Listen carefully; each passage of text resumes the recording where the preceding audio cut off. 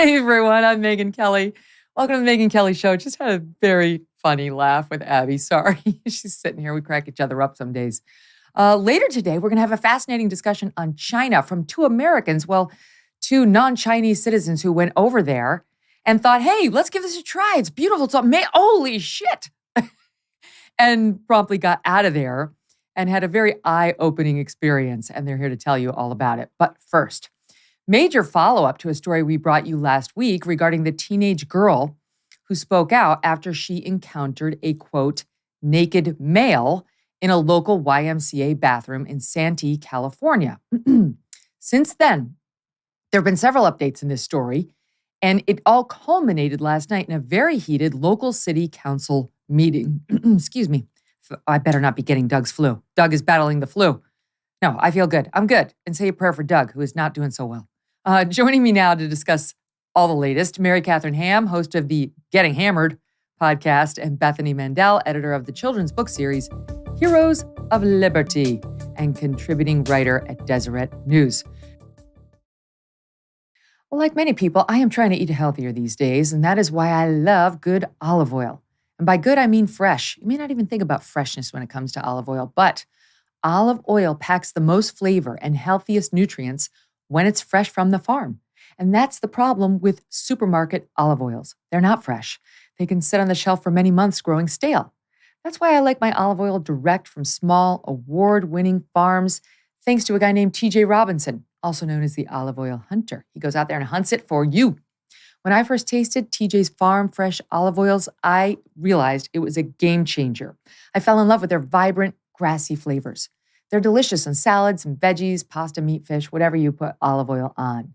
And as an introduction to his fresh pressed olive oil club, TJ's willing to send you a full-size bottle worth $39 of one of the world's finest artisanal olive oils for just $1 to help him cover shipping. Best of all, there's never a commitment to buy anything, and you can cancel your membership at any time.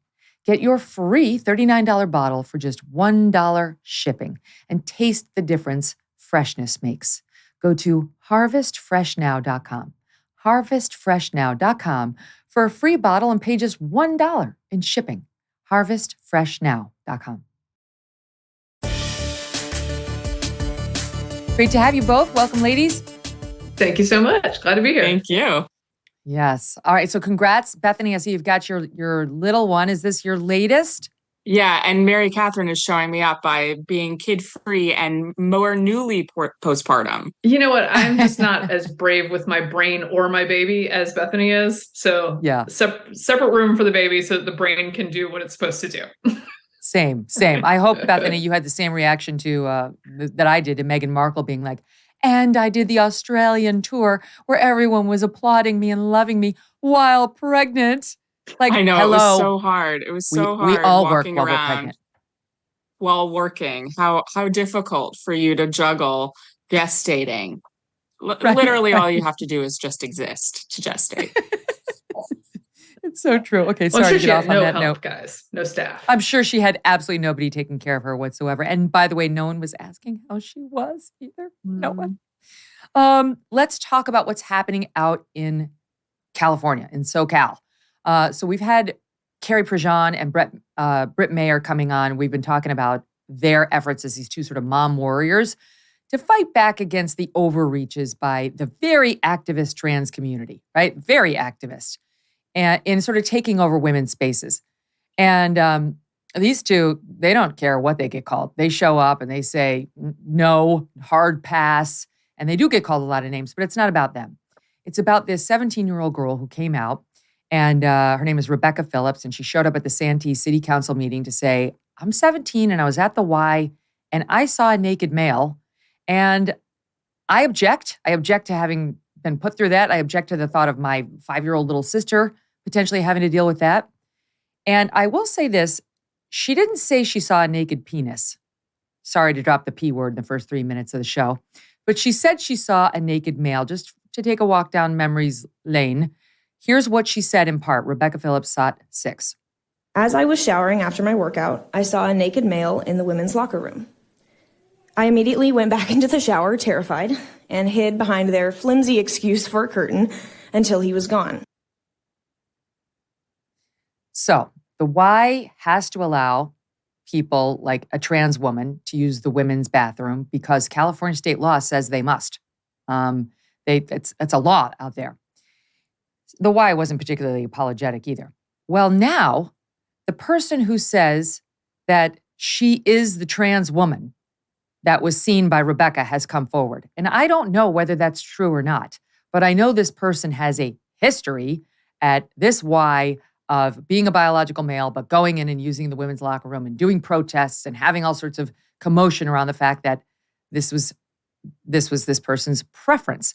This person goes by Kristen Wood now. Kristen is 66 years old. 6 years ago, she was a man. She was living as a biological man.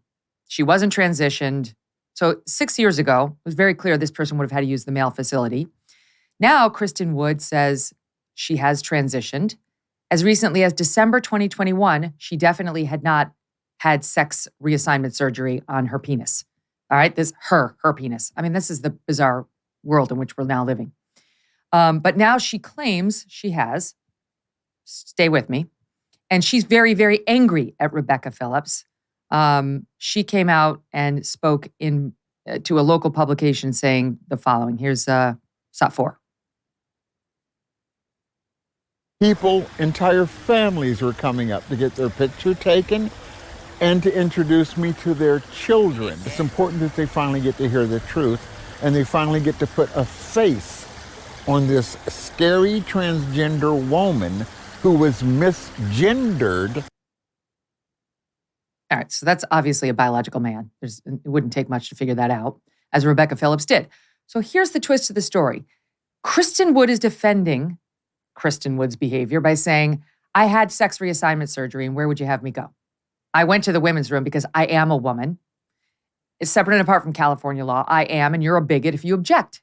Well, it's not just Carrie Prejean and Britt Mayer who object, but they're two of the women who showed up at the meeting last night. I think it was city council meeting. That's where Rebecca first stood up to object. And here's, you know what, I should play this longer soundbite from Kristen Wood before I let the ladies respond. Here's a longer soundbite by Kristen in her defense. Okay, SOT 1. On the morning of Thursday, December 12th, my aqua sister, Vicky, called to say, Chrissy, I'm so sorry about what happened last night in Santee. I replied, well, what happened? Her answer was, oh my God, you don't know, do you? Let me send you the Instagram video. I watched it and I collapsed in tears. I'm here to spread the light of truth in the face of these inaccuracies. I'm a mom, a grandmom. Now please look at me. Listen to the sound of my voice. I am a threat to no one. In the year I've been a member of the Y, children have attended summer camp and have been with their parents and grandparents in the women's locker room with me, and there has never, ever been an incident, ever. Not until one was manufactured using this forum to do so. I am fully transitioned, as can be confirmed at my doctor at Sharps, who is also my gynecologist. I am sorry that this forum was previously used to spread lies and a hateful political agenda. God's bless you all for this opportunity. Kristen wants us to believe that Kristen needs a gynecologist. Even if you've had sex transition surgery, you don't have an actual vagina, okay? You don't have a female reproductive system. You don't have anywhere near the actual worries of an actual woman when it comes to what goes on down south in Rio. That's the truth, all right? We're looking at 3 moms here who have had babies in the not too distant past. My last one was 9 years ago, but I just, can we not pretend that a gynecologist is behaving toward Kristen the way a gynecologist actually must to maintain one's medical license? What they do is create a hole. That's what they do. They create a hole in the area that used to have a penis, and they want to declare that a vagina, which it isn't. I'm sorry. Okay, sorry. That's me, but whatever. I'm going to give you the floor in 1 second. Just a long setup for the story. Carrie, Britt, others go to say, what the hell's happening here? And they don't accept Kristen's protestations that Kristen belongs in the female locker room. I'll give you a sampling of what they said. Here's Carrie, SOT 2. I'm identifying tonight as Christy Lynn Wood, so I have 3 minutes. This is a war on women, children, and the truth, capital T. And the enemy is disguised in high heels, lipstick, and a shaved beard. Cultural appropriation is wrong, and gender appropriation is wrong. And my job is to protect my children. And that's why I'm here. This is not about equality. This is about complete domination and superiority. We're not going to accept this. There is no such thing as a transitioning gender. That is a made-up fantasy. It doesn't matter if you chop your penis off. It doesn't make you a woman. It doesn't make you a woman. It makes you unwell. We are not going to bow down to your gender ideology cult. So here's what needs to happen tonight. You guys, while you still have your balls, do something about it. We need protection for the little Rebeccas. Stop. I get more time. No. Your time is up. Stop. Stop. The microphone is turned off. Nobody's hearing you. Oh, boy. And here's the last piece of it, which is Britt getting up. And by the way, these two have come on the show, and they according to what, I don't know if we got this directly or if we heard them responding in written form, they were subjected to such harassment they had to be escorted out by the sheriff's department because the place was filled with trans activists who, honestly, you should distinguish from trans people because the activists are just in a special class of angry, not to be confused with the trans community writ large. Yeah, they told us that. Okay, here's Britt. This radical new reworked language to force everyone to play by the rules of an ideology that is based on feelings rather than biology and truth is unsustainable, and it's dangerous. If everyone can be a woman, then no one is a woman. I pulled up and the vice mayor spot was open. If I identify as vice mayor and maybe even get a tattoo that says vice mayor and hand out business cards as vice mayor, am I legally vice mayor and am I allowed now to the table? Can I yell discrimination if you don't play by my rules? The logical conclusion of policies that are catered to ideologies that are not based in any truth is utter and complete chaos. We are asking you to step in and to put forward an ordinance that will protect women and girls. Play the hero. We're at the tipping point in society. Okay, I'm done. And I would love to get your thoughts on all of this, ladies. Bethany, you were trying to jump in a second ago. I'll start with you. Yeah, so I just have sort of a technical question. So this person is asserting that they have been fully transitioned medically. If that's the case, then how did a 17-year-old girl recognize that this was a biological male? I presume that she wasn't that close to this person's genitalia. So obviously, it's obvious enough from afar, from across the room, that there's something there that shouldn't be there when you're a biological woman. So this sort of presumption that this is a full transition and this person has a gynecologist, I'm gonna call BS on. I don't believe it's true. I know, because we know from the earlier reports, because she's been causing trouble at this YMCA, she was not transitioned as of December 2021. So, that's a year plus ago. Doesn't mean it couldn't have happened in that last year, but it would have been awfully recent. And by the way, I don't know if it matters, MK, because this girl never claimed she saw male genitalia. Right. She said, I saw a naked male. I think I would recognize that Kristen was a male, was a biological male, if I saw Kristen from behind as well. Well, so your question earlier was, do we have to pretend about the gynecologist? And the answer is yes, we are. The demand is that we pretend. And the demand is that you do not object in any way, shape, or form. And that is not something that is acceptable to me. This young woman is a minor who was in this setting, saw something that made her uncomfortable and made her wonder about the safety of this locker room. She is allowed to have those concerns. It is crazy town to tell her she's not allowed to. And the way this is being covered is just insane. There's a headline, I believe it was Daily Beast, that called it her gym freakout. A 17-year-old's gym freakout. It's like, well, maybe we should respect the fact that she's a little concerned about this and that 17-year-old girls maybe should be protected in some way and should listen to their guts on things like this. Another PBS headline out of San Diego, protests over use of San Diego YMCA locker room by trans women, part of a troubling national trend. Is that the national trend where we care what our daughters are exposed to in locker rooms. Like I have 3 daughters. I would like them to be able to use their spidey sense to understand when something might be making them uncomfortable and not be ashamed to say it. And what this is a national trend toward making them ashamed that they are uncomfortable. And that is dangerous for them. That's exactly right. And she was called a bigot. We've seen it over and over again where anybody who raises an objection to this is called a bigot. And the insufferable piece of it, Bethany, is the people really calling women like Carrie and Britt and this young girl, Rebecca, and me, and possibly you two as a result of this segment, bigots are biological men. So they can take a seat, because I don't want to be lectured to by a biological man about how I need to be quiet about them entering my child's all-female space, right? Yeah. That's exactly my role, is to speak up for her. And in Rebecca's case, to try to find the voice to speak up for herself. Yeah. At our local community center where we do swim classes, my 7-year-old son isn't allowed into the locker room anymore with me, and we have to go get changed in the family locker room because men aren't allowed. But at the same time, an adult male would be allowed into that locker room, but my 7-year-old male child wouldn't, unless I start calling him, I don't know, whatever. I can't think of a female name. But if I start calling him a girl, then all of a sudden I can let him into that room.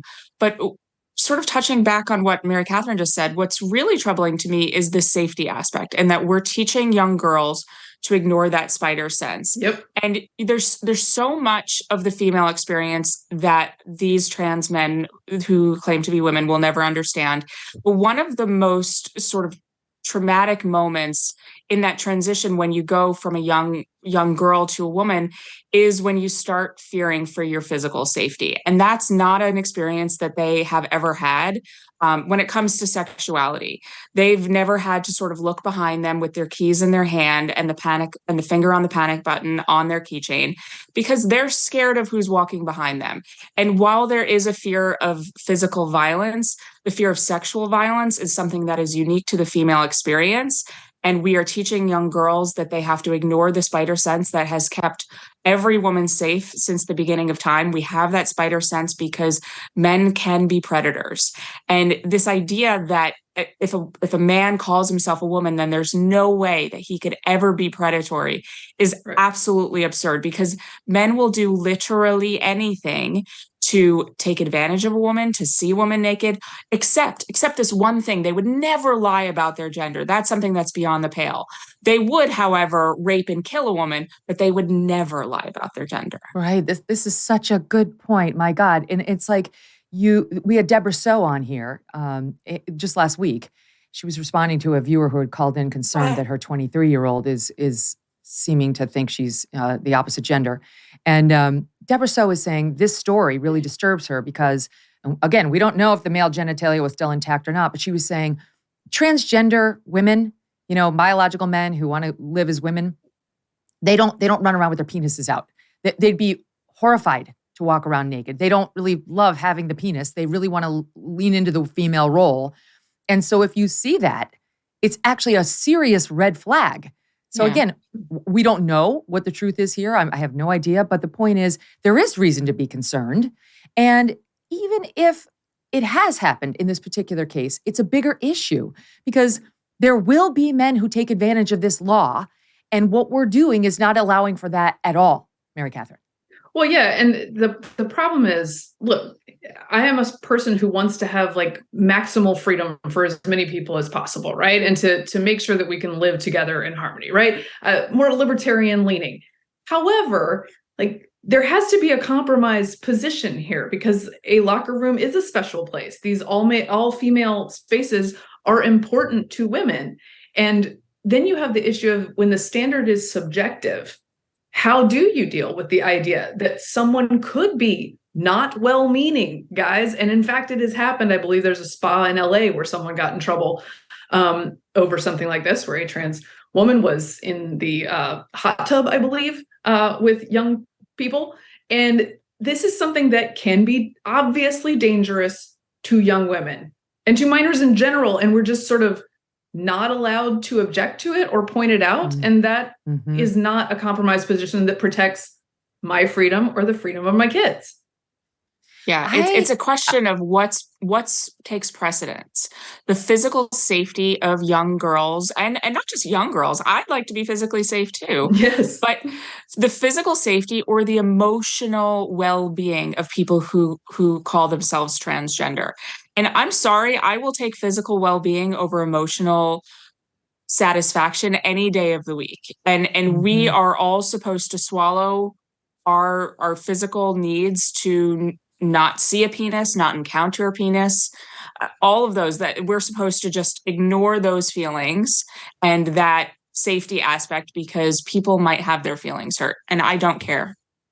Why is it making my blood boil that Kristen claims to have a gynecologist? I really it's making my blood boil. And I'm having like a real reaction to it in a way I actually didn't expect. And I'm thinking it through live. And part of it is, I just actually went to the gynecologist. Actual women have to go to the gynecologist once a year. Yeah. When you just delivered a baby, you spend your life in with your gynecologist, your OBGYN. And it's never particularly pleasant to go see the gynecologist. The exam doesn't feel particularly good. The pap smear is very uncomfortable. No one looks forward to that. We actually have things we need to worry about, like ovarian cancer or other kinds of cancers that you can get in the OB field. You have to get a breast exam. You're constantly worrying whether they're going to find a lump and how that could go. There are things that are particular to that exam and that relationship that no fucking man is ever going to have, all right? So that guy doesn't have a gynecologist. That guy has a hole that a surgeon created at best. I'm sorry, it's like infuriating to me because there are things that make women special. Yeah. And there are things that we've overcome and that we must overcome as women in order to thrive in this life, whether it's the threat of sexual violence or, being attacked as we walk home from college bars to our dorms, or the fears that you have when you go to the gynecologist or when you are pregnant with a baby. All those things, they're baked in. And it's part of what makes women so incredible and strong. And you can't just become one and take all of our things because you did or did not have a surgery or you put on a dress. It doesn't work like that. My favorite thing is when people say we're pregnant, when men say it, we're pregnant. We're expecting a baby. We had a baby. No. There's no we involved here. The woman, the mother, is the one that's throwing up for 9 months. She's the one that is having heartburn come out of her nose. And then she gets to experience the joy of pushing a watermelon out of something the size of a lemon. It is awful. Very clear memories. It was too recent. Very clear. Too recent. Those memories. MK had her baby this month. Yeah. Mary Katharine, Megyn Kelly, you had a baby 9 years ago, and yet it's still vivid. It never goes away. And this idea that men can do all of these things, it makes me equally enraged when we talk about birthing persons, because what it does is it breaks us down as women into vessels. That's the Handmaid's Tale stuff. When they take away everything that is unique and powerful for women, and my God, society would never have survived. Humanity would not exist if men had to be pregnant. They take all of that away from women, and then they try to take it on and say, we are birthing persons. Men can be pregnant too. No. That's a joy that is only for us. Yeah. And it comes with bragging rights. Well, I'm at a point in my life where I'm keenly aware of all that's going on in that in those special ways. And I just delivered a baby 3 weeks ago, and it is really special. And I'm with you, Megyn, that I don't want my stuff taken from me. And I believe that there are ways to appropriately and politely deal with all people without just sort of abrogating all of the language that we use to deal with this, because I think that is offensive. And it is amazing to me that so many feminists who will stipulate that women are special in these ways and they face special threats and that all these things are true, while also contending that we're not allowed to worry about this at all. Or the appropriation of the special things about us. We're not allowed to object to that. Those two things don't go together. We are special for these reasons. Mm-hmm. And you see it when you look at your husband too. It's like I just not to get too poetic about it, but it's like, you see that beautiful male bicep, that great shoulder that the guy gets, and that sort of V, ideally, shape from the torso down to the waist, and like those firm bottoms that we'll never have, no matter how much time. I'm just going to play this for my husband and tell him you were talking about him. I'm just saying, their natural instinct to protect us, like their chivalry, the way they, seeing a man show his tenderness toward a baby in a way that's different than the mom does. And how the mom tries to sort of make excuses for little Junior, but the dad tries to shore him up to get tougher. All those things are so beautiful and they're meaningful. They're there because of thousands of years of evolution and the way we used to have to live and the way we do now. And they cannot be dismissed as a nothing because you went to see a surgeon. God. And to turn, yeah, go ahead. I mean, that's just something that I think that a lot of trans activists ignore, the biological evolutionary aspect of all of this. All of these things exist for evolutionary reasons. And these are the folks that have the thing on their front lawn, in this house we believe in science, except for biology and evolution. Yeah, that's true. And to turn the page literally, this is continuing. Like, it's not just poor Rebecca who's being dismissed as a bigot, or not to mention Carrie and Britt. This woman just got fired for liking a J.K. Rowling tweet. Okay, so her name is Cara Lynn. She gave an interview to National Review, I think. Was it either National Review or Daily Mail? Yeah, National Review. And she worked for a gaming company, Limited Run Games, which you wouldn't think is like the most progressive, far-left, woke company. I don't know. It's like, I would think they cater to young guys for the most part. But in any event, she was a community manager, which I think meant she did press for them, for Limited Run Games. She worked there for more than 2 years, and she just got fired because she enjoyed Harry Potter and followed some politically disfavored accounts on Twitter. Again, reading from National Review. The first domino fell, she told National Review, when a friend of hers, an influencer for Twitch, another streaming platform, asked his followers for their thoughts on the new Harry Potter-themed game, Hogwarts Legacy. She, Carolyn, made the mistake of responding, "I'm personally looking forward to it. The more I see gameplay, the more excited I get. It's hitting all the marks I've been wanting for a Harry Potter game." Well, that's fireable. Obviously. Right, obvi. So then this activist who goes by the name Purple Tinker on Twitter, according to the Washington Post, the person behind that name is Jessica Blank, who's actually a biological man going as a transgender woman, and the founder of BronyCon, an annual convention for adult fans of My Little Pony. Yeah. Yep. These are sick effers. No danger signs there, by the way. I have a friend who flags. went to a convention, and he like group texted all of us as soon as he walked in. He's like, "Holy shit, there's a My Little Pony convention here. It's all freakish men attending. They get off on it. They get off on little girls, My Little Pony dolls." Okay, so this is Jessica, who's behind the attempt to take down Carolyn.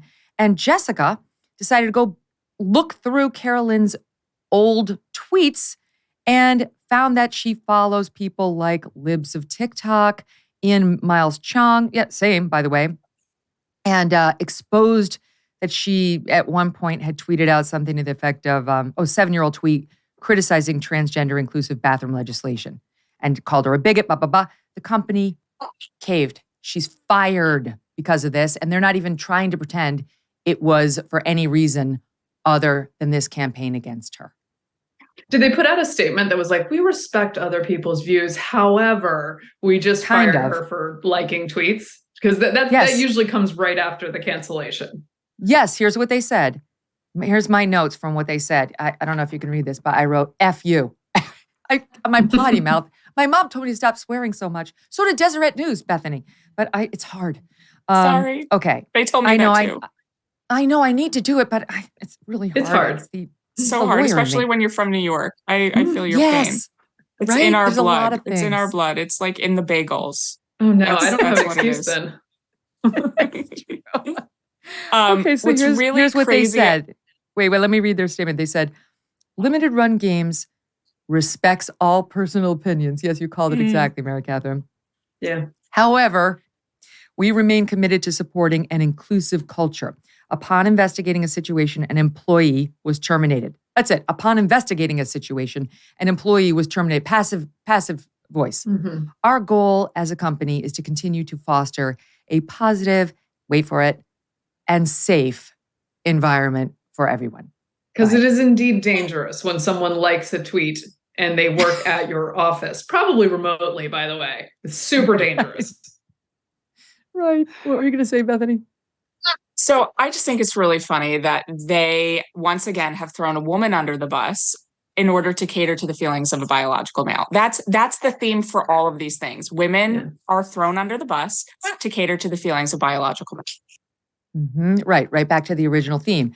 And I guess this person, Jessica Blank, a.k.a. Purple Tinker, a.k.a. founder of BrawnyCon, an annual convention for adult fans of My Little Pony, has made the point that it's been a long time since they have held a My Little Pony convention or went to one, which I have news for you is really no defense, Jessica, to the fact that you founded and used to love that stuff as recently as, I guess, a few years ago. These companies need to stand up. Yes. They need to stand up. This cannot keep happening, or it's the end of our society. Yeah. No, the words "your concerns are noted" are a lost art. Like let's just enact that. Like you can tell someone, I hear what you're saying. We will not be making this person pay consequences for disagreeing with you. Now, the left will say this isn't cancel culture. This is consequences culture. Consequences for liking tweets, for following people whom other people disagree with. I follow a lot of people that I disagree with and people might find objectionable. And I am allowed to look at their thoughts. That is not a thing that is a fireable offense. It's Looney Tunes. Me too. I follow Nicole Hannah-Jones, and she and I have had some dust-ups and so on that I want to hear what she has to say. I think she's interesting. I don't agree with her, but she's interesting. It's absurd to be doing this kind of thing, and it's branching out. Up next, I'm going to take a quick break, and we're going to talk about what's happening. It's Gianno Caldwell at Fox News, who just got thrown out of a restaurant for openly expressing his conservative views. This is a crazy story. That's next. Don't go away. After a busy holiday season, now's the time to make time for you. Whether you want to refresh your fitness routine or just enjoy some relaxation, a Michael Phelps signature swim spa by Master Spas can be something you enjoy now and for the seasons to come. Make time for yourself. Even if it's a 20-minute swim or sitting in the hot tub, do that in a Michael Phelps swim spa because it can be incredibly beneficial to your mental health. And that's what Master Spas is all about, helping you to live life better. A Michael Phelps swim spa combines the benefits of a pool with the therapy of a hot tub. It comes in a variety of sizes to complement almost any yard, even if it's a small one. Trust me on that. Exercising in the water is a great way to include physical activity in your daily life, whether you're a beginner or a fitness enthusiast. Michael Phelps swim spas are 100% made in the USA by Master Spas. That's the world's largest swim spa manufacturer. A Michael Phelps swim spa is energy efficient. You can use it all year long. Go to masterspas.com, put in the promo code MK to save $1,000 on a Michael Phelps swim spa or $500 on a Master Spas hot tub. Masterspas.com, promo code MK. This is crazy to me. Gianno Caldwell, he works for Fox News, you guys may know him, was down in North Miami. So it's Florida. And like, Florida, that's supposed to be like where you can say things that you want to say, not get canceled. He went into the is it Paradise? It's spelled without the E at the end, I think. Paradis? Paradis. Okay, maybe it's French. Books and bread. Paradis Books and Bread. They kicked him out of the restaurant. Okay, he told a story to Fox and Friends and Daily Wire reporting on it. Kicked him out of the restaurant, claiming the behavior and words of the group he was with, and I think of Caldwell as well, made the employees and other patrons in the space, quote, very uncomfortable. Okay, now for the listening audience, if it matters, Gianno's Black, but that would not save him with these woke warriors down at this book and bread store. What? He told Fox and Friends the story, saying one of the owners came over to their table as they were eating breakfast and told them she'd been listening to their conversation, creepy, and that they were not welcome. He asked if he had said something triggering to her, to which she responded no, but said their politics are not aligned, and asked him to leave because she did not feel comfortable. He was there with a few people. This is a white woman, he said.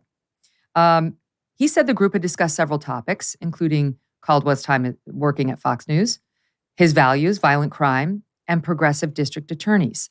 Keep in mind that Gianno's brother was shot and killed in Chicago last year. So he's got a lot of thoughts on these soft on crime DAs, and apparently he was discussing them. And this person comes over and tells him, get out. And she's not denying it. She responded on Instagram saying that she found him offensive. She said, I want to get to it. Once it was clear that they were finished with their meal, we told them that our views do not align and that the language they were using was unwelcome in our space. And she claims that they were talking about women in degrading ways, as well as using eugenic arguments around their thoughts on Roe versus Wade. You know what? It's none of her business what they were discussing. This is so crazy. Now, even speaking conservative thoughts in a restaurant or bookstore, unclear, can get you booted out of a public space. What do you make of it?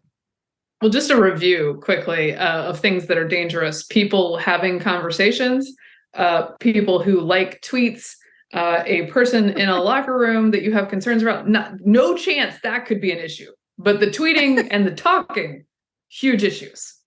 Yes, good point. It's going down a very slippery slope. What's interesting is the feelings of one side have to take precedence here. So the feelings of this white woman, those have more weight than that of a Black man who has experienced the effects of violent crime. If we're going to talk about eugenics and all of those things related to Roe versus Wade, I feel like a Black man's opinion, when you look at the fact that I think it's 85 to 90% of Black babies in New York City where he lives are aborted, I feel like that should carry some weight, but not really because he works for Fox News. Yeah, it's a good point. Why isn't he entitled to talk about that? Why? And it's like someone in our facility found your views offensive. She says our political views don't align. So get out. I mean, is this the future? You know, there was a story like some bank was talking about don't come here if your values aren't aligned with our, like, is this the future where we're just going to have two systems forever? We're going to have two different restaurants, two different banks, two different real estate brokers, like you know, for the left and the right, for the red and the blue. I'm afraid it is. I hope it's not. I've written about this a lot of times. It is an unhealthy way of being in a society, even if you have the right to refuse service, which many people do, right? But like the idea that you need to check your bagel place's politics before you go in and grab a sandwich is not a healthy way to operate in society. And if you're the one who insists that your customers align with you on all politics, you are being a giant baby and intolerant. So what I want to know is, hasn't the left been filing these lawsuits over and over against the cake baker and this other woman whose cases that they have to provide service. They have to. And they've been defending themselves saying we don't, not if it's compelled speech, and they've been winning. But now you've got the left saying, I don't have to provide service to you, even though I'm a public business. I was compelled to hear your speech. Out. That's not right. Right. Like, there could be a lawsuit brewing here, Bethany. I think it's worth a visit from lots of folks to sit there and talk about Roe versus Wade. What I want to know is, did he get a free meal out of this? She says that she waited until after his meal was over. Was that after he paid the check too? And then he was asked to leave?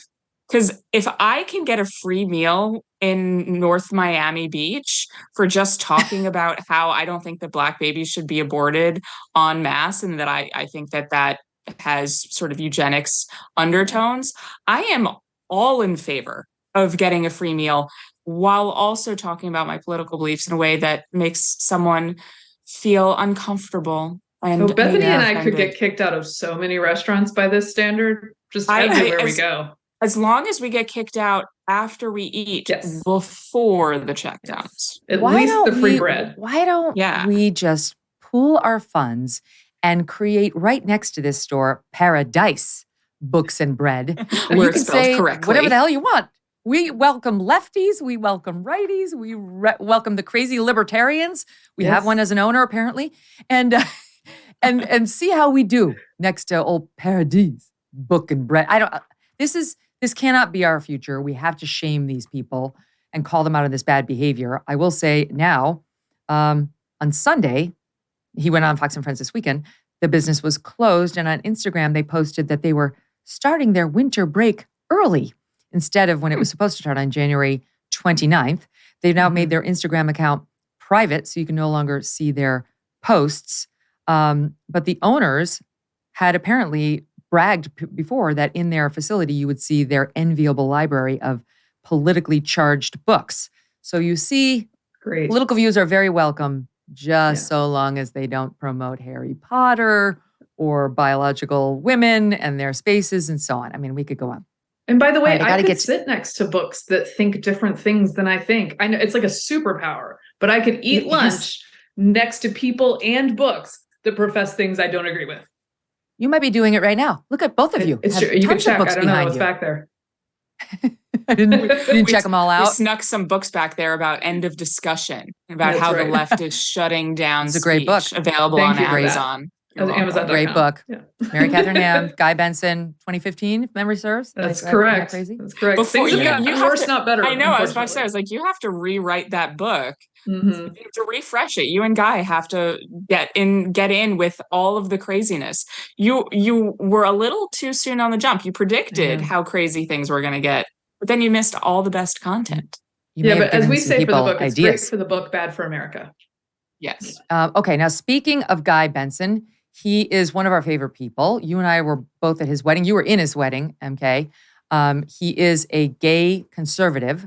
I only mention his sexual identity because it's potentially relevant to my next point. People like Guy, people like Dave Rubin, they don't run around talking about who they like to have sex with, who they love, what their preferences are, any more than you or I do. They don't.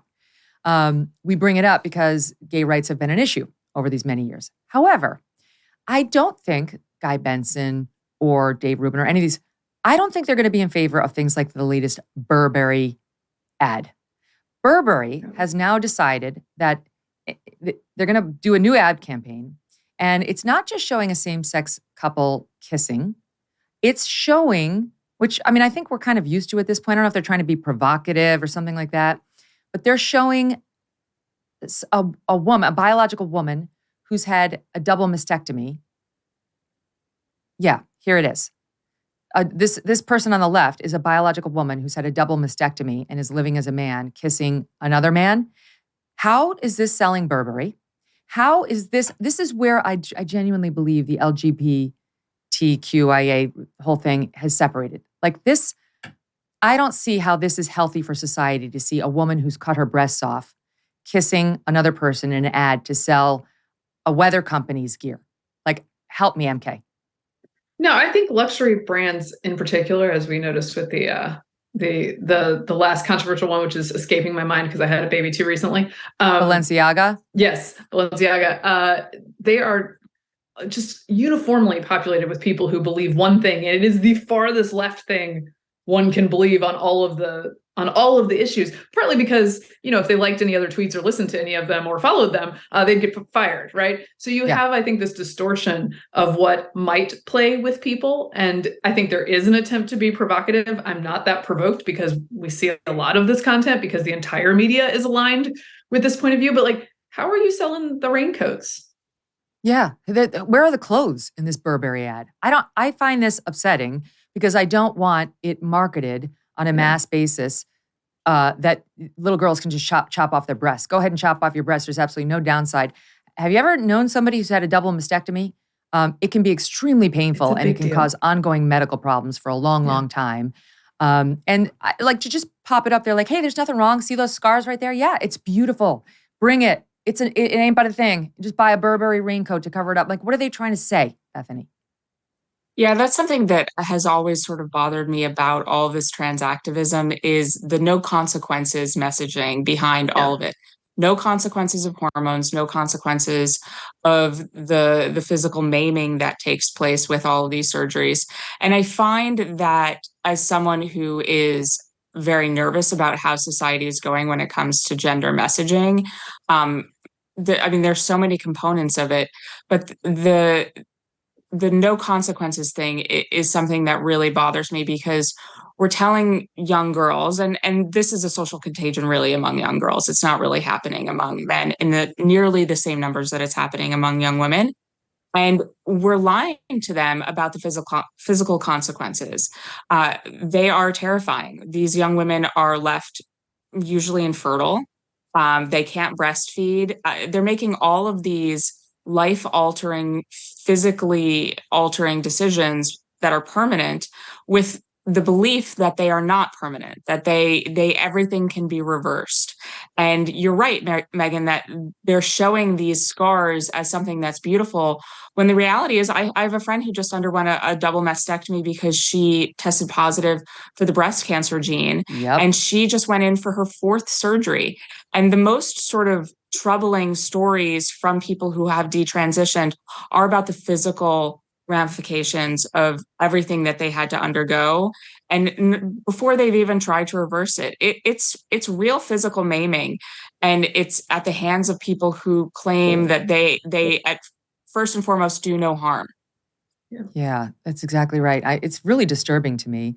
I'm interested in this story as well, because honestly, I feel like the people who sort of speak for the trans community and to a lesser extent, the lesbian and gay community, are not always the best spokespeople. And so they do things like the queer prom. Have you seen this from the Libs of TikTok account? They're celebrating the queer prom. I actually have no problem with that. Like if maybe if you're gay and you don't know who else is gay, you'd love the queer prom because it might help you. I don't know.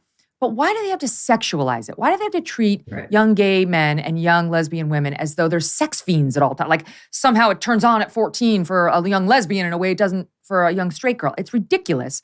So here's from Libs of TikTok what they're talking about when they're advertising this queer prom. It's SOT 12.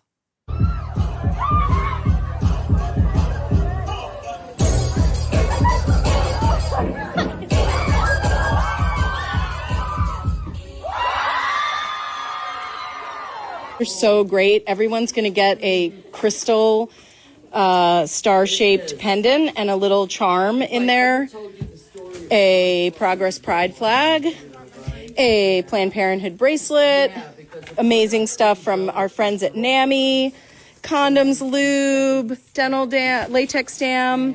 Thank you, Evolution Candy. Oh my gosh, Carter, hi, I see you there.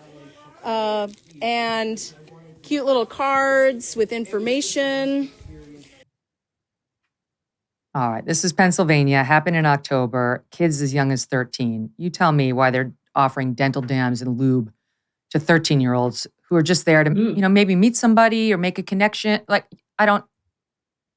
help. This is the hypersexualization of an entire generation. I mean, this is everything that they want to do. It's not just about gay rights and all of these things and being free. It's also about sexualizing children. It's what it all comes down to. It's so aggravating, MK. I always tell my kids what my mom told me. No, if you're gay or lesbian, don't worry about it. Mommy loves you. But I wouldn't send them to a queer prom if they were going to be offering them dental dams at age 13. We had out couples at our regular prom, and is this a school-sponsored event, by the way? That matters to me. Yeah. Good question. I don't know. I know that there was a state senator who was a sponsor of it, State Senator Steve Santarciero, and they held it at the Cosmic Colors Queer Prom. It was called at in Doylestown, Pennsylvania. In any event, I really think we need to get over this. Now, kids who are gay or lesbian, they don't need to see a drag queen. They don't need to be offered condoms at age 13 or lube. This is insulting, right? There are a lot of Christian families that also have gays and lesbians who wouldn't support or premarital sex like that anyway, but can get behind gays and lesbians like the Pope just did.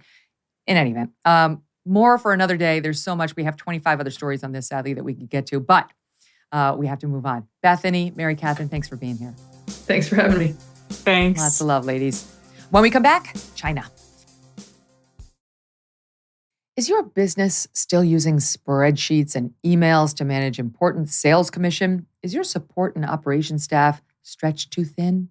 Are your salespeople constantly trying to piece together the puzzle for what they're going to get paid on and what's potentially missing? Well, this is where ClearComp comes in. ClearComp is a one-stop shop for your business to manage sales commission documentation like commission plan info, product info, and facts. It's basically a sales operations and sales enablement dream platform. ClearComp works seamlessly and securely with your existing software applications for your billing, CRM, HR. You get the picture. Your sales team will perform their best with real-time results and earnings using ClearComp's interactive dashboards, and your operations team will be able to make commission plan adjustments with just a few clicks. So please get this done already, right? Get rid of this stressor. Modernize your sales organization. Improve your business today by visiting clearcomp.com. That's ClearComp.com. Book a demo and tell them I sent you. Now we switch gears to focus on China. Major protests against China's zero COVID policies broke out late last year, and they're still ongoing as Chinese health authorities have relented a bit on the zero COVID, but now claim that a staggering 8 in 10 people have contracted COVID since they lifted those restrictions, thanks to the protesters as of December, right? This is why they say it all happened just since then. Although no one outside of China can verify these numbers. Here to discuss it all are two new guests, Winston Sterzel and Matthew Tai. They both lived in China for a decade, and they're now popular YouTubers covering all things China. Winston, Matt, welcome to the show. Thank you so much. It's a pleasure. Yeah, great to have you. So this is an amazing story. So, Winston, you were from South Africa. Matt, you're American, right? Yeah, upstate New York. Yeah, like me. Where? Yep. Whereabouts? Where? Binghamton. Oh yeah, right around the corner. So Nice. Syracuse and then Albany for me. But Nice. so what? I mean, I don't understand because people from upstate New York normally have sense. And they appreciate the natural topography and the beautiful, sort of outdoors. What would make you move to China and stay there? Honestly, it was, I was a little bit bored coming out of college. I had just backpacked through Europe, seen the world, and I didn't want that, adventure to stop. To make it quick, I was planning on doing like maybe a year abroad, teach a little bit of English, maybe in Japan or Taiwan, someplace like that. And ended up getting a call from a job prospector in mainland China, sold all my stuff and said, you know what, I'll give China a shot. Okay, now, Winston, what are we looking at behind you? You guys are in front of a green screen, and I'm seeing, it looks like people are like stomping on you on the sidewalk. What's going on behind you? We actually, before leaving China, I used to go out very often and just take footage of the street, really. Set up a tripod and stand there for about 10, 15 minutes at a time. After leaving China, I actually got some of our contacts there to do the same thing. So every once in a while, go out and film and, send us the footage. This is actually a government building in Beijing. And it's just a random clip from a couple of months ago, actually. The Chinese government's not super keen on that. Yeah. It looks so drab and depressing. I mean, can you just walk us through? I've never been to China. Sure. What was it? Because Winston, you had a similar story where you moved over there to take a teaching opportunity, as I understand, and decided you would stay. Like, what was it about China that made you stay? Because I will be honest, most of the stories in America about China are not good. And you don't normally have somebody saying, here's the beautiful part. Here's the stuff that I found alluring. Well, I mean, it was very straightforward. When I went to China, I went on a business trip. I was 25 years old at the time. And I went on a 3-day business trip to go and take a look at some factories and some products that my client was importing to South Africa for security camera technology that he was buying from there. And I ended up in Shenzhen, which I know a lot of people don't really know Shenzhen, but it's probably the most important city in China. It's the first city to open up when it comes to trade and investment and that kind of thing back in 1979. And it was such a mind-blowing experience to me, those 3 days, just vibrant. And the amount of people will blow your mind. It's just so many people, so many things happening at the same time. All night you could go out and the lights are on and people are having street side barbecue. And it was just such an amazing vibe for a young man. And it really attracted me, this whole, in Chinese, they say "re now," which just means very sort of bustling and happening. So it was that attracted me to China. So I went home and I sold everything and I went back to China with this idea that I would find work and I'd be able to make a life there because it looked like such an adventure. But when I got there, I figured out very quickly that China is a very difficult place to navigate. And I ended up actually losing all my money. And I actually ended up homeless for a number of days in China it ended up being about 3 days until I found an agent that got me a teaching job. I slept on his couch and I used to teach kindergarten in the beginning. And I built myself up, got an apartment, and basically went from there. And I ended up living for 14 years in China and doing some incredible adventures. Along with Matt here, we rode motorcycles throughout the whole of China. We made a couple of television documentaries. And what really blew me away was how different China was to my expectations when I first got there. Because as you say, Western media and American media and so on, used to paint a very bleak picture of China at the time. But China was changing, and China was changing rapidly. And I could see that there was a lot of good there and a lot of interesting things to share with the world. And that's why I started my YouTube channel, which happens to be the first YouTube channel out of mainland China ever. Mm-hmm. But super of course, popular. Yeah, as things progressed, things changed, and China stopped being this country that was opening up and all this opportunity and really growing, and started to revert and kind of go backwards and become more closed up and locked down and more hostile towards foreigners and so on. And so it reached a point where we had to leave. When did it change and why? Honestly, if I'm looking back at it, you could, you have the boiled frog syndrome. You don't really notice it because it's just gradually happening. But I really think there was a turning point for me in 2015 when we shot our first documentary, when we were riding motorcycles through these kind of places that nobody had seen before, at least in the West, through provinces like Guizhou or Yunnan. These areas where we had previously been before with no problems, all of a sudden problems started creeping up. So we started seeing police minders following us around. There were people literally like cops on the side of the road as we would ride by, marking our location and radioing to the next police officer.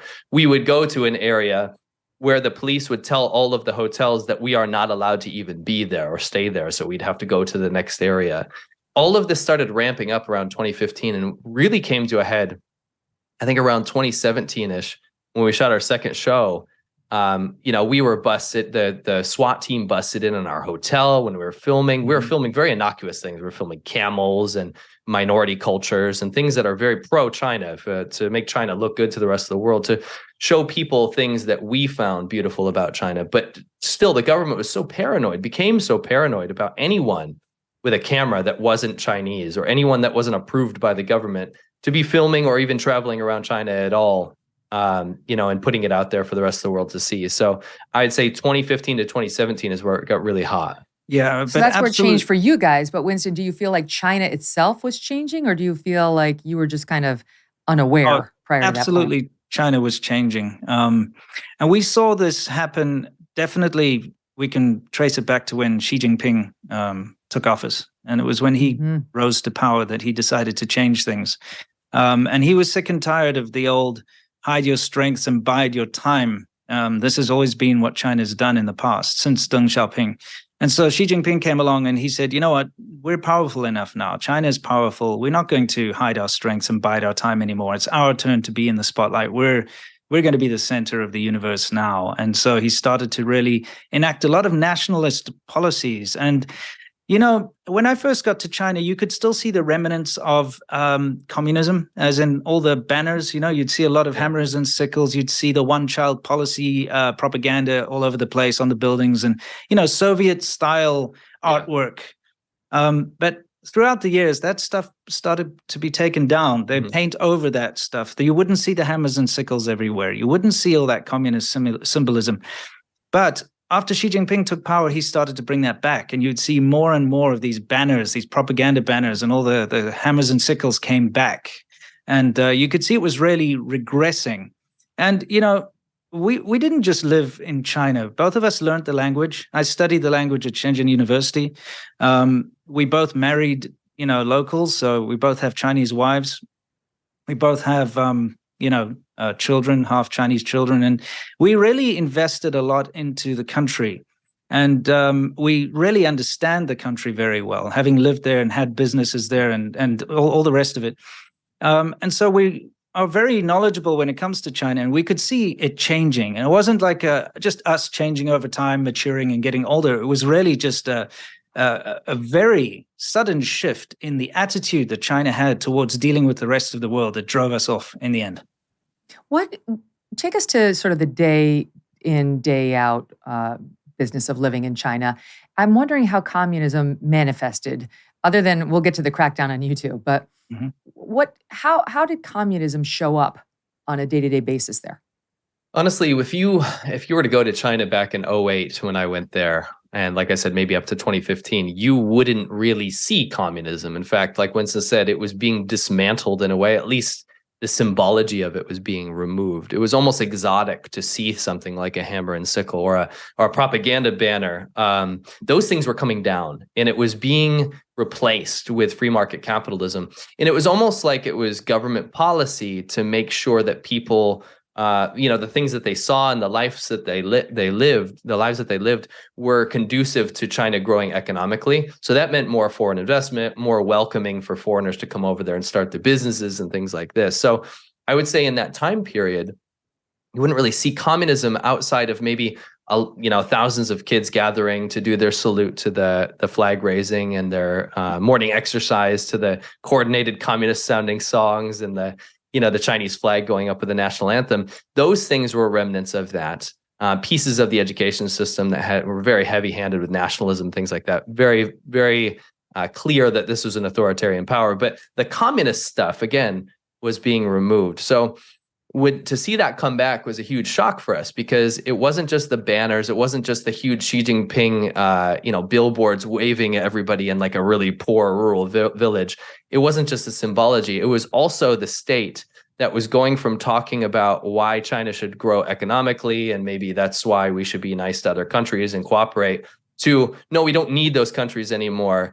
We are better than the rest of the world. We don't need these aggressors. The rest of the world wants to see China fail and really turn inwards. And I think that state media narrative, China blocks most of the internet. China controls all, the state controls all the media going out to the people. So that can really flip a switch. And I saw that change. What about when Russia is no longer communist, but obviously has its roots there. And I've been over there a few times over the past few years in Moscow and St. Petersburg and elsewhere. You go over there, feels very much in some ways like America. You go out to a restaurant, you go out having drinks with friends at night. Now, in my case, I was followed around by government agents the whole time because I was there to meet with Putin. But I think the average American wouldn't necessarily have that experience with their bags being sifted through by, his people. In any event, but it was absolutely lovely. It felt very European. Like if you were to go there, you wouldn't necessarily know you were in a country with those kinds of roots and that kind of history. Was China like that ever for you? Or was it more like curfew, bed, no drinking, no carousing? No, absolutely. Listen, if you go to any of the first-tier cities or even second-tier cities in China, so we're talking Shanghai, Beijing, Guangzhou, Shenzhen, any of these big cities, you will think that you're just in a first world country. You've got your Starbucks there, you've got your McDonald's, you've got your, very good infrastructure, you've got your subway systems, you've got, very good roads. It looks fantastic, shiny buildings. And you do think that you're just in a normal first world country. You can walk around freely, it's very safe, and you can go and do your banking or do whatever you want to do. it's when you leave the big cities that you really get to see what China is really like. And for instance, you just need to drive about an hour out of any of these cities, and you will start to see a lot of poverty. You will start to see a lot of old style, worn out propaganda everywhere. You'll start to see, the real China. And this whole idea of China being communist, it's a weird one, because in China, they call it communism or socialism with Chinese characteristics, which just means that it can be whatever they want it to be. And they change it all the time. If you work for a big government, if you work for the government, so if you're a policeman or you work for any government office, you still get this whole remnants of communism stuff. They still give you a year's supply of rice and oil as your yearly end bonus, and toilet paper. It's kind of this whole, the state providing thing. But that's about as far as it goes, really. They don't look after, there's not good social programs for the average person, for instance. So it's really communist in name only. You don't really get to see the so-called fruits of communism, so to speak. I always make a joke that America is more communist than China. If we're talking about social, if you're talking about the roots of like communism and socialism, America has much more social programs than China does. China is probably the least hospitable country in terms of social programs I've ever seen for a country that calls itself socialist or communist. And we're getting more authoritarian by the day, as we discuss often on this show. All right, so you're over there. That's good. That's a good scene setter. So you're over there, you're doing your YouTube show, you're out on your motorcycles, you marry Chinese women. Life sounds like it's pretty good. Mm-hmm. And then you mentioned, Matt, that you just started to see like people following you, and like a sort of a crackdown began, not being able to check into hotels that you would have expected there would have been no trouble checking into. And I've read you've said before, one of the things that was odd to you about it was you were pro-China. You were not, I understand, a discussion like this, the Chinese might not like. We'll see how the YouTube people respond. But you were saying positive things about China. So there must have been a period initially where you were like, what's the problem? Absolutely. I think there was a huge wake-up call. But I think what Winston had a good point earlier. If you just go to China and you just walk around, you might think that everything is normal. But when you understand the language and see how society is run, especially how the government intertwines with people's daily lives, then you start to understand how things work. And I think I realized over time is that script of being an authoritarian country with full control over everything was always there. Nothing changed necessarily. There was, on paper, it was always going to be an authoritarian country. But in that kind of golden period, as we call it, under Jiang Zemin and Hu Jintao, those two leaders before Xi Jinping, we saw China be in a gray zone. It was a gray zone where, yes, those rules were on paper, but in reality, people could kind of do what they want as long as they were earning money and they weren't really getting super involved or critical of the government. So that kind of paper, that script was enacted again by the leadership under Xi Jinping, where now all of these kind of secret police and all these things that were on retainer or in the background could now be enacted. And it didn't matter if you were pro-China or not, because there's a disconnect there. Nobody in Beijing was sitting down looking at our material saying, wow, all of this is very pro-China. This is great. What they're seeing is, well, the leadership told us that foreigners walking around with cameras and then posting to websites that we've blocked in China is probably a bad thing. So we should make sure that they're being monitored. And that gets out of hand. It's just like any authoritarian state. There's no real balance there. It's either on or off. And they turned it on, and then all foreigners were bad with cameras at that point, unless they could be co-opted. It's crazy to think in a country with 1 billion people, they've got that close an eye on two guys like you, with all due respect. It's not like this is the level of detail that they hone in on and pay attention to and punish if it's not going their way or if they have even a suspicion. So it goes when you talk about that. like how it started to escalate. So you have the people following you. You can't check into the hotels. And then I know you believe that there was, I've read you say that they wanted to destroy you psychologically, targeting you, targeting your wives, targeting family members. Walk us through some of that. Well, first of all, something that your audience needs to understand is that in China, every single foreigner is watched. All right. Even before any of this YouTube stuff, even before any of this, when you rent an apartment or move into a neighborhood, you must report to the local police station within 24 hours of actually coming into China. You're supposed to, but you have to register. Even if you're staying in a hotel, usually the hotels actually do it for you. So when you sign in, they will send the paperwork off to the local police to say, yeah, they're supposed to, all your details, your passport and stuff, this foreigner's staying here. But when you move into an apartment, you must register with the local police so that they know where the foreigners are. Now, you get assigned basically a minder who looks after all the foreigners in that particular area, maybe in that housing complex, maybe in that neighborhood.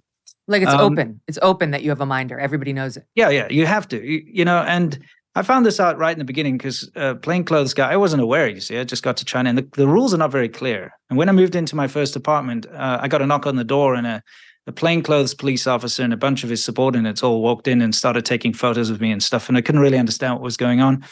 But it turns out he was the local police guy. He was very friendly and all that. It wasn't a terrible experience or anything, but it wakes you up. Okay, you're being watched.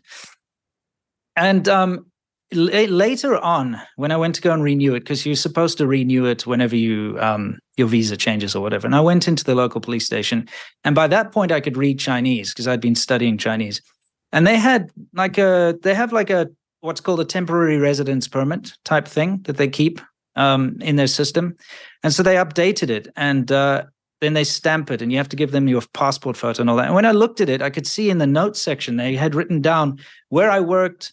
They'd written down, oh, he can speak Chinese, he can do this and that. Like a bunch of my movements and stuff were written down in there. So they've been keeping an eye on me. So everybody is watched, but it's an interesting situation because depending on your nationality, you're either watched more or you're watched less. So for instance, because I'm South African, in China, they don't like Africans at all. They keep a very close eye on Africans. They put a priority on that.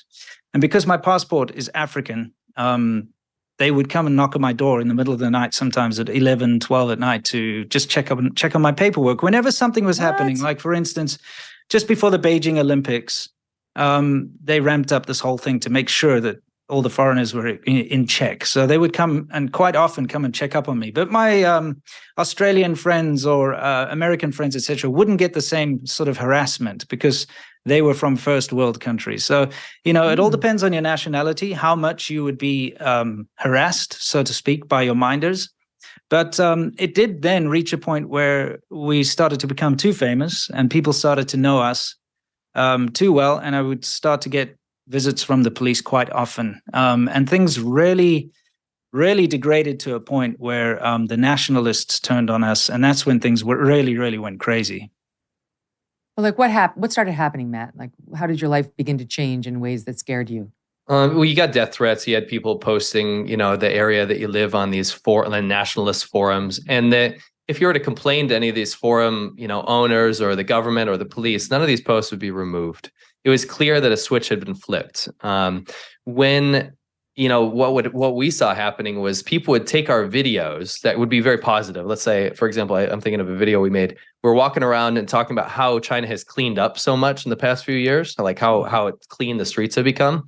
And what happened was people uploaded that video, put it on the Chinese internet. So they stole it off YouTube, put it on the Chinese internet, and then put fake subtitles up for the people that didn't speak English. So what it would say is that, wow, look at how disgusting everything is. It's so gross around here. Look at how awful China looks. And then people, you know, it would rile up the nationalists. And this, we found out, was kind of by design. It was almost like clockwork that this was happening. There was teams of people that were just kind of going after us. And we realized it was an official capacity, like I said before, when people like the SWAT team and detectives were showing up, knowing your entire history throughout China, knowing all your details, your work contracts, your wife, where you shop, all this kind of stuff. You realize that you've been being tracked the entire time.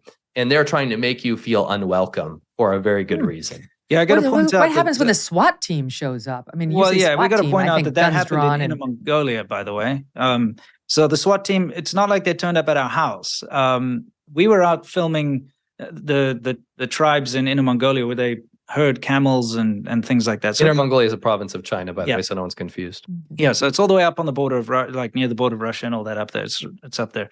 So we're out there in the grasslands doing our thing in the middle of nowhere. And China has this thing where you can't stay in hotels in the rural parts of China if you're a foreigner. They have designated hotels that are allowed to have foreigners stay in them. So, you know, it's kind of difficult to find a hotel in this particular rural area. There was only one hotel in one town that could have foreigners stay in it. It's kind of like North Korea. Yeah. So we head to that town, And they had been tipped off that we'd be there by a nationalist. It's a bit of a long story, but a nationalist who was kind of out to get us. So we got raided in the middle of the night in Inner Mongolia, thousands of kilometers away from where we live. And they brought in the PLA. They brought in the local Communist Party sort of head official. They brought in detectives, like you said, and they were discussing where our wives worked and all this kind of stuff when we were all the way up there in Inner Mongolia. It's pretty wild. So what about your wives? Because it doesn't sound like they caught a break just because they were Chinese. No, that's the thing. The Chinese government has this mechanism that it uses. It uses family to intimidate people. So they know that if they bring your family into anything, it's like the mafia, right? They want to silence you. They want to affect you. They threaten your family. So this is a very well-known tactic.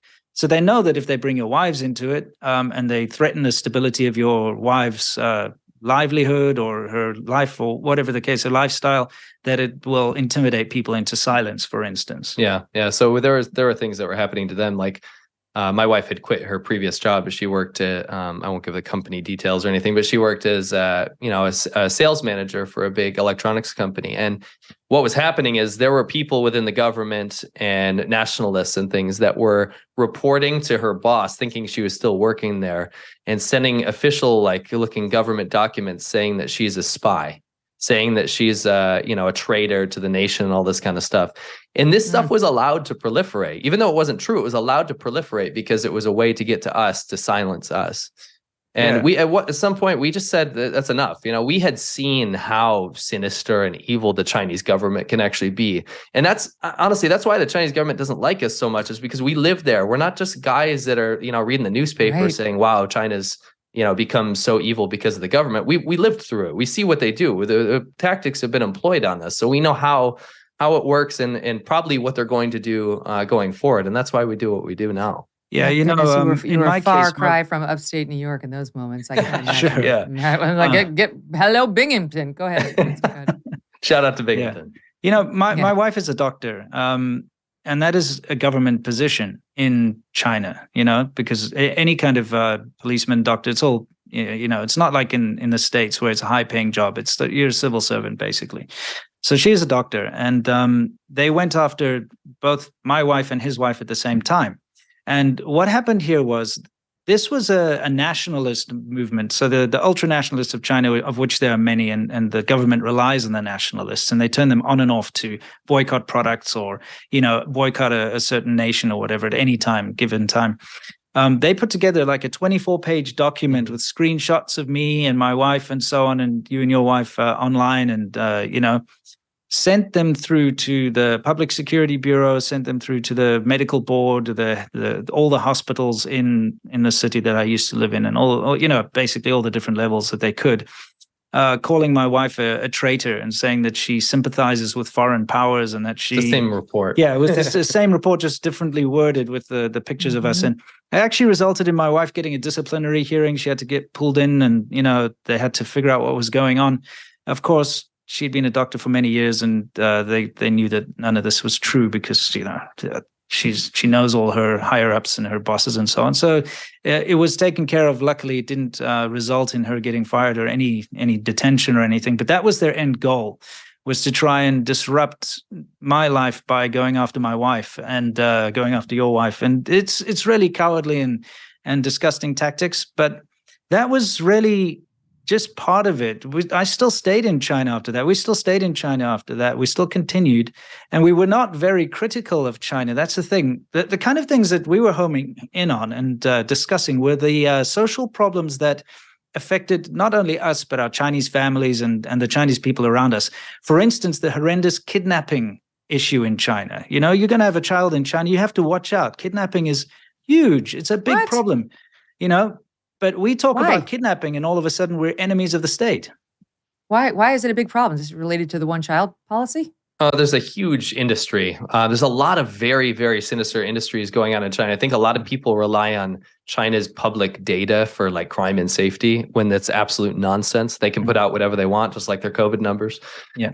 It's all manufactured. So when you live in China, you start to see some of the ills. I don't want to shock your audience too much, but one of the first things I saw. Tell us. when I went to China was I was going down an escalator just to go shopping outside of a massive, wealthy looking supermarket / mall. And I see a child alone, maybe 3 years old, missing a limb and covered in severe acid burns. And it was begging. This child was begging with a bowl. I couldn't tell if it was a boy or a girl. Just right there on the street, and people were walking by. The police were walking by. Nothing was being done, and it was kind of like a light bulb went off in my head. I was like, maybe the stuff I've been reading about China's crime and safety and this kind of stuff, the statistics are not correct. Maybe they're this is supposed to be one great thing about China, that if you live there, you don't have to worry about crime because China's full of crime. of all the things you're discussing. We've talked about this multiple times. You have to live in China to see how the crime works. My house was almost broken into, successfully broken into multiple times. There's one time there's a guy scaling the building trying to get into her window. She threw a flower pot at him to get him to fall down off the building. It's petty crime. Well, wait, why are kidnapping so bad? Is it because of the one-child policy, which was in place for so many years? There's some of that, as far as the kidnapping is concerned, rural families who can't have children, who want children, they pay for children so that they can have a son to look after them and to take care of things. And they pay a lot of money for that sort of thing. There's all the human trafficking when it comes to beggar gangs and, the more sinister stuff too. There's a lot of terrible things happening, but kidnapping is such a massive issue in China that it's never covered. But Chinese people know about it. Oh, yeah. They are so afraid to leave their child anywhere by themselves. It's a terrifying situation. But I actually stopped a child trafficking gang on the subway of Shenzhen. Sure, as you do. Yeah, no, seriously, and it really annoyed me because I was taking the subway and I noticed begging is not allowed on the Shenzhen Metro, which is the underground train system there. But one day there was a woman there, came in with an overcoat, and then she took off her overcoat and she's wearing kind of shabby clothes and she had a child strapped to her back and she started begging and people were giving her money. But I thought it was kind of weird because the child was about 2 years old and was very silent and not moving around really, looked drugged and groggy. So I kind of took some photos of her. And the next day I took the metro again and there was a different woman, same MO, took off the overcoat, had raggedy clothes underneath and a child on her back. And I noticed it was the same child. So I took photos of her too. And then the third day, when a third woman came along and had the same child on her back, I actually physically grabbed her and pulled her off of the train and called security. Oh, wow. And so the security guards came down and the police came and I Bluetoothed all the photos to them. And then they actually took her away. Hopefully the child was taken care of properly. And then they actually put up banners in the metro stations to say, don't give money to people like this, and put some of the pictures I'd taken. So, it's the complacency of society that allows this kind of thing to happen as well, because you don't want to stand out in China. If you try to stand out and make a fuss, your life gets destroyed, basically. Yeah. I cannot imagine walking past a 3-year-old who's been burned and is missing a limb and just not doing anything about it. It's hard to understand how you get into that headspace. And it's also very scary to think, when you were saying that they're following you, I was thinking in my own head, what would somebody who's following me see? Like the most boring life. There she's gone to the school again. She's gone to the vet again. She's back at the school, the vet. Like, it's not exciting, but it doesn't matter. That's the point you're making. They're the whole point is to make things up about you. So they're not actually out for an earnest search of who Winston and Matt are. They're out to ruin you and your wives. Yeah. And it's really tough to fight back when that's from a government. Let me pause it here. Sure. And then we'll turn the page when we come back. There's so much more to go over. And Winston and Matt have a lot of thoughts on China in general and what it's doing with respect to the United States and the world that we need to keep our eye on. But we aren't. Some are, but for the most part, we're not.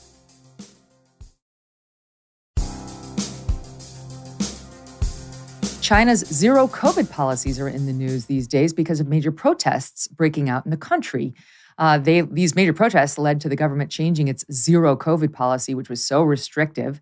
And since they've lifted it, now Chinese health authorities suddenly willing to volunteer all sorts of information. And that information is that 80% of the country has contracted COVID since they lifted those restrictions to appease the citizenry just this past December. I'm sure every single case happened post that.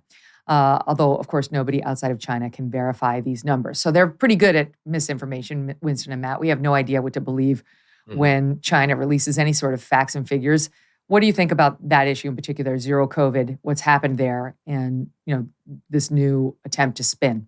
Honestly, I think a huge part of this was the protests that followed. But first of all, so your audience understands, when people talk about lockdowns in Australia or in America or in any of these other countries, it's not the same lockdowns that were happening in China. In China, we were talking about lockdowns where people were getting welded into their houses. People were starving out because the government programs weren't giving them enough food. We were talking about lockdowns where people were separated from their families. I mean, they were taking kids from families and putting them into quarantine camps. It was crazy. It was like something, is unprecedented. And so when we're talking about lockdowns, we're talking about people for years being locked into prison-like state. And it takes a mental toll on everyone, physical, mental, economic toll on everyone in the country. So when these protests, they were bound to happen, right? But even for us, it was quite a shock to see people taking to the streets to protest really anything. Because in China, protesting is not allowed. It's not allowed to gather people together and stand up for any sort of issue unless it's government sponsored or you apply ahead of time and the issue has been agreed upon by the government. So, for example, popular topics to protest about in the past were like anti-Japan protests because I was going to say America. Japan. Yeah. So going back to that, to see these people protest and go out there and then to watch the protests morph into from stop these lockdowns into step down Xi Jinping, step down CCP. Let's the government needs to step down. That was crazy. It was mind blowing. We called it almost like a mini revolution or a Tiananmen Square 2.0 because we've never seen anything like that since 1989. But we did have a major issue with how this was kind of being spun. Although the protests led to the government having a knee-jerk reaction in lifting those COVID lockdowns and all these crazy archaic, measures that they were taking. Although that caused that to happen, it's not that the protesters won, because I think a lot of people stopped the story after then. I think they said, "Wow, their demands were achieved. I guess the government buckled." What they don't realize is that after the fact, the police, the secret police, the government tracked every single person that was even near the protests. I mean, we're talking to people the other day that didn't even participate in the protests, but they were near them and they were visited by police. And the people that participated were disappeared. And we're talking about kids that were just holding up blank pieces of paper and the protests were taken away by secret police. So that's where the conversation stopped. And we were really disappointed to see that people didn't realize that the protests weren't necessarily successful. China's still a very, very authoritarian, crazy, archaic system where they will go after anyone for standing up against the government. It's just this time they got away with it because they did it silently. Following up on what we discussed in the last segment about the crime and what's actually happening there and listening to you describe these government tactics of disappearing people and so on, I've got to ask you about this op-ed in the New York Times, which I'm sure you saw by Heather Kay, talking about what a lovely experience it was raising her children. She's American in China. Mm-hmm. My work in the fashion industry took my husband and me to Shanghai in 2006, where we spent the next 16 years, started a family. In China, government co-parenting begins in the womb. They opted to send their twins, I think, to Chinese kindergarten. You know about that, Winston. Lecturing us on everything in the Chinese kindergarten, including how many hours our daughters should sleep, what they should eat, and their optimal weight. Most of us, Heather, can figure that out without the government, just FYI. People have been doing it since the beginning of time. She goes on to say, each morning, all the students performed calisthenics in straight rows and raised China's red flag while singing the national anthem. Now, I have to say, I would like to see some more civics here in America, and I would like to see the pledge and a little bit more push toward patriotism like we used to have. So there's a piece of me that felt a little envy when I read just that tiny piece of it. But then she goes on to talk about how we sometimes felt as if our children were on loan to us for evenings and weekends to be delivered back to school each weekday. She loved how academically driven they were because they didn't want to disappoint their teachers.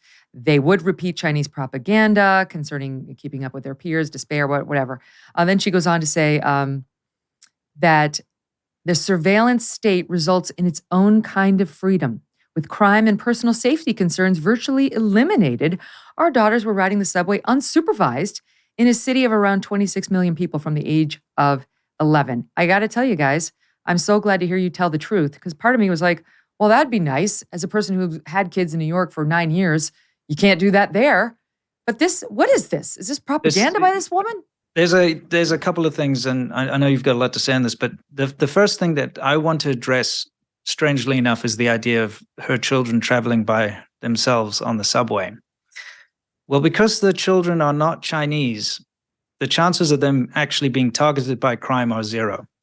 Because in China, if you're caught messing around with foreigners, the penalties are so much higher. So your pickpockets, your general criminals, your kidnappers will not. First of all, you can't kidnap a foreign child. You will not be able to sell them. It's too, you can't pretend that this is someone else's child if you're selling it to someone in the rural countryside. So a foreign child will be safe, 100%. And foreigners in general are very safe in China because, they just aren't messed with because the repercussions are too high. And the second thing I want to say is that this woman went, 2006 is when I went to China, February of 2006. That's when I first arrived in China. And I lived through the entire period all the way up to 2019. And I saw what she saw in the beginning was a China that was changing for the positive.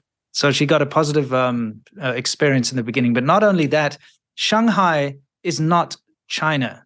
All right. Shanghai is the most cosmopolitan, most foreign-friendly city in China. So it's like going to New York or something like that. You can't compare New York to rural Alabama or something like that. You just can't do it. Shanghai, we call it the Shanghai bubble. And that's where most foreigners end up because it's so much more like home. You have they got a Hooters there for crying out loud. Okay. Oh, wow. I shot a video there. Yeah. Shanghai is the most international cosmopolitan city of China. So to use that as an example is a very bad example. And when it comes to teaching children in kindergarten, because I actually did teach kindergarten children for about 1.5 years right in the beginning, sure, they get to do the flag raising and the calisthenics and all that nonsense in the morning, but they also get taught to hate Japanese people, for instance. I remember 4 and 5-year-old children being told by the teaching assistant, never trust Japanese people. They're all liars and cheats and that type of thing. And I was thinking to myself, why do you have to teach young children to hate so much? And they also keep getting taught that the outside world is out there to take advantage of China and so on and so forth. And you're just thinking it's unnecessary to teach so much hate to such young children, Yeah, anyway. I was going through this op-ed a couple times. I would never go after someone for having an opinion, and I'm never going to call someone's experience a lie. But I can say that, again, it doesn't represent China as a whole. China is a massive country, and Shanghai is very, very a specific place. But all of these, so-called advantages she's talking about, one of them really bothered me, and that was being, walking away from the article thinking that now her kids are going to have a better experience having gone through all that because they might see the world from a different perspective. I like that. I like that idea. I think that's a great idea. But the Chinese education system teaches xenophobia. It teaches nationalism. It teaches very, very not patriotism, but blind patriotism in all the worst ways. I mean, they take students when they're 7, 8, 9 years old to museums to go see mutilated bodies from the Japanese war experiments and the war crimes that they did in China. All of these things are to brainwash children at a very young age to make them feel like they are separate from the rest of the world. And I think it's teaching the opposite of inclusivity. I think all of these things that Heather was talking about in the article about how there's more community aspects, there was more like camaraderie, there's more people coming together, I had the exact opposite experience in China. I saw some of the worst bullying I've ever seen in my life in the Chinese education system. The kids treating each other very, very poorly. This sense of community, I think, is fantasy. I think the Chinese public education system breeds contempt. It doesn't breed any sort of individuality. It doesn't reward any sort of creativity. And I see the polar opposite in the American education system, which obviously a lot of people criticize, but I see such nice attributes coming out of my kids and such nice things being taught where people are equal, where everyone has the same opportunity and chance. It doesn't matter where you come from. It doesn't matter. Maybe you're an immigrant from another country. People cater to your needs. People want to learn more about you. It's such a better system and a more healthy system to raise your child in than compared to the Chinese system. So I found this article mostly fantasy. Don't forget about the competition that the education system breeds. You know, in China, especially the Gaokao, which is this entrance exam into university, is the most important part of Chinese education. If you fail at that, or if you don't do well in that particular test, you will not go to a university, or you will not go to a good university. It doesn't matter who you are, you see. It doesn't matter. Obviously, rich people, they pay their way through and so on. But like supposedly, it doesn't matter who you are. And so the amount of pressure that's put on children in order to pass that, really, it actually does drive children to suicide. And it's a very bad system. But what it does is it breeds this horrible sort of a situation where all the children are competing for these spots in the university. So they turn on each other, and they over study and they over focus on this stuff, and it's very detrimental to the mental health of the children anyway. Yeah. All right, let me shift gears because we don't have a long time left. You guys got to come back because I want to hear all your thoughts on all the stuff China's doing to us. I want to hear about the land buys. I want to hear about what they're doing in the oceans. I know you guys are great on that. The technological theft, the trademark theft. There's so much to go over, which we won't get to in our first time together. Sure. But talk to me about what's happened since you pieced out of there. You came back to America. First of all, I'm interested, Winston, in whether your wife, does she have to go back to medical school here? Is she working? Like, how does that work now?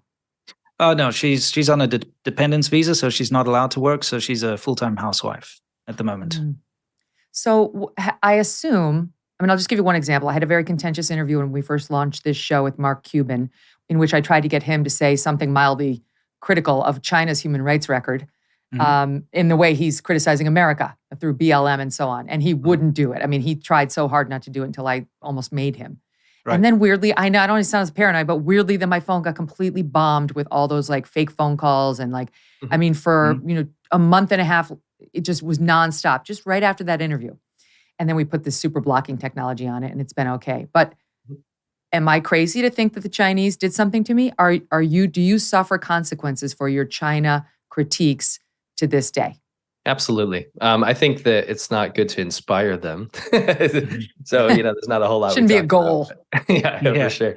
But that being said, we did a major, shift after we moved to America. And that's because we found like-minded individuals. It wasn't just us. Like, I don't want to make this about us. We talk about the SWAT team. We talk about getting harassed and followed around China. But again, by and large, if you're a foreigner that's not famous in China, you have a certain privilege over the average Chinese person. You get away with a lot more. But that being said, when we moved to America, we met dissidents, Chinese dissidents from mainland China that we could converse to in Chinese and found out what they went through. It inspired us to start telling the truth about what we were holding back when we were in China. All of the things that we were seeing under the surface, we could now talk about, and we could give a voice to the thousands and thousands of dissidents that we meet here in the US that can't speak up because either they have family back home or, they'll be targeted more so than maybe, a native English speaking voice out there. So it was almost like fuel to the fire. It was like, finally, we have met people that are ostracized, marginalized, and also harassed by this horrible authoritarian government. And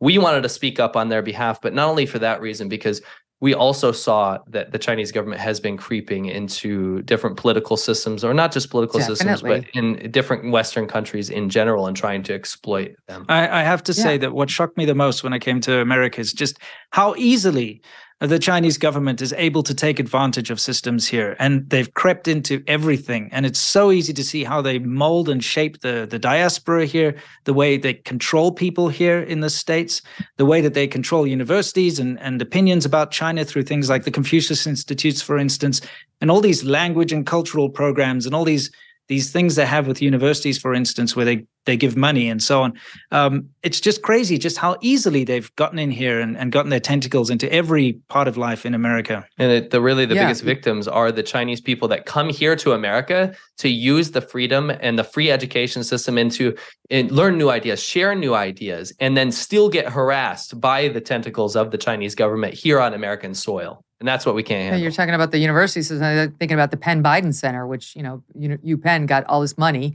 once it affiliated with him from the Chinese, $50 million. It's not a coincidence. It's, they try to buy influence and we ignore it at our peril. To be continued. Let's do a part 2, guys. Thank you Sure. so much for being on. Thank you, Megyn. And tomorrow, folks, Michael Knowles and Mike Baker will be here. We'll see you then.